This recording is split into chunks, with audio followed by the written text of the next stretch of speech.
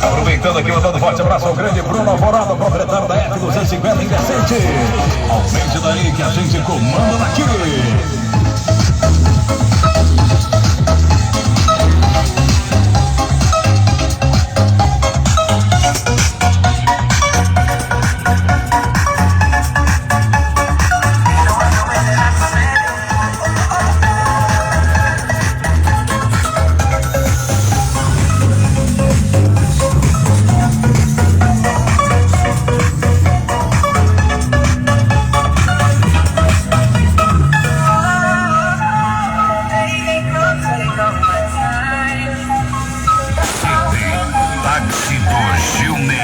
Madrugadão, aqui só toca as melhores.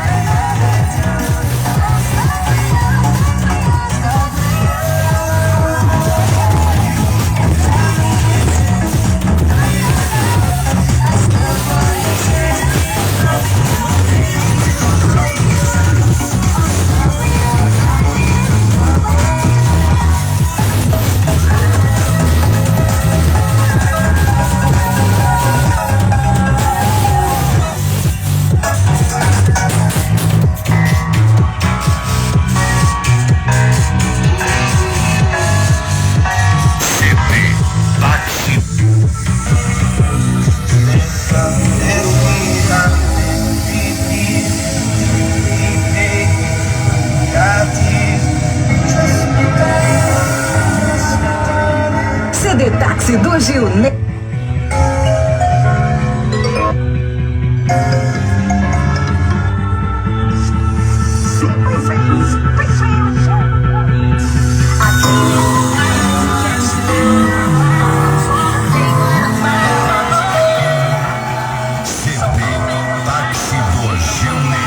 Madrugadão, aqui só toca as melhores.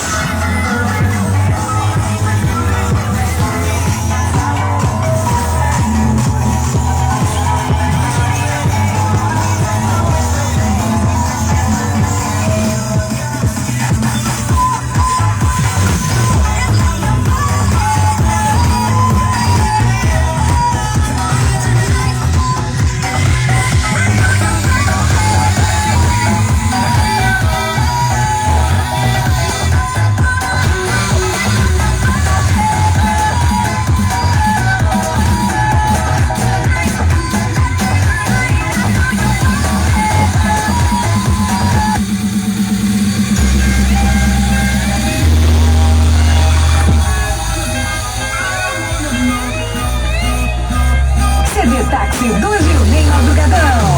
Volume no máximo. Foi só sucesso.